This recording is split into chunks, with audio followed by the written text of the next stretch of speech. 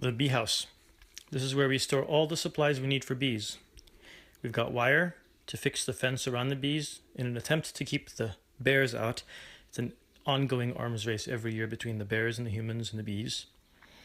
We have a tin full of all the key tools we have: brushes, some comb, and some special tools that we use to pull up the frames out of the shallow boxes.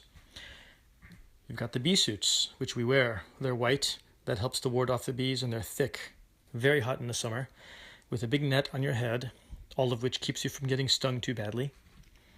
There's a bag full of supplies that you can light on fire in the smoker to make a little bit of smoke, which confuses the bees and keeps them from having a coherent attack on you. The gloves that you wear when you're in there doing your work. You can see a queen excluder, metal grating. That's the form of excluder that we use to stop the queen from going up into the honey boxes.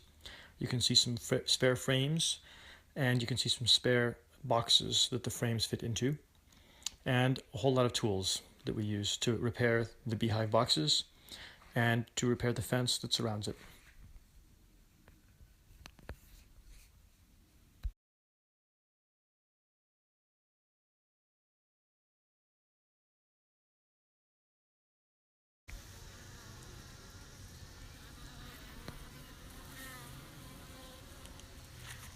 The beehive is swarming with activity today.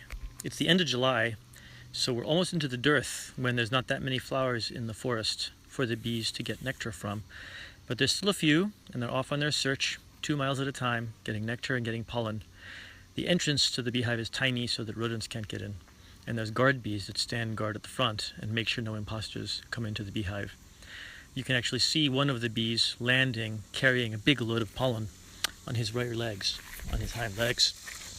And you can also see the bees lining up to deliver their nectar and their pollen into the nest.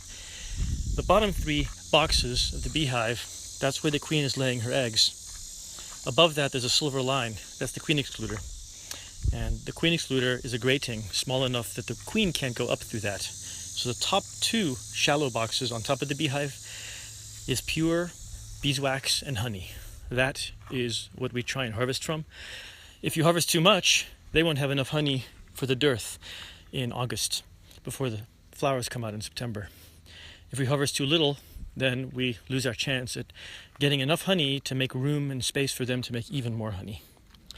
So the bees are there. Inside, the bees are flapping their wings as hard as they can, drying out the nectar that they've collected from thousands of flowers, drying it down to just the right percentage sugar to make what we love and call honey.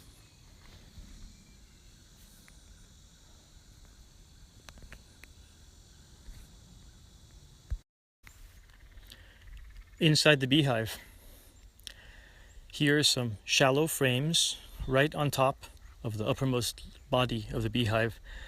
These are capped already, so they're fresh honey. The bees have dried it to just the right concentration of sugar to cap it and finish it off. There's a couple of rips in the frame. You can see in the honeycomb a few mistakes and splooges where there's a little bit of honey coming out. And the bees are hard at work repairing that. They'll lay wax on top of it and repair the foundation. I'm going to pull these 2 frames out, and we're going to use them to create fresh, completely raw cut comb honey. And you can see where I've taken out a few other frames just to get the camera in. Usually the frames are one next to the next one, really close together at a spacing called bee space that the bees naturally lay when they create honeycomb in their own natural hives inside of a black walnut tree, for instance.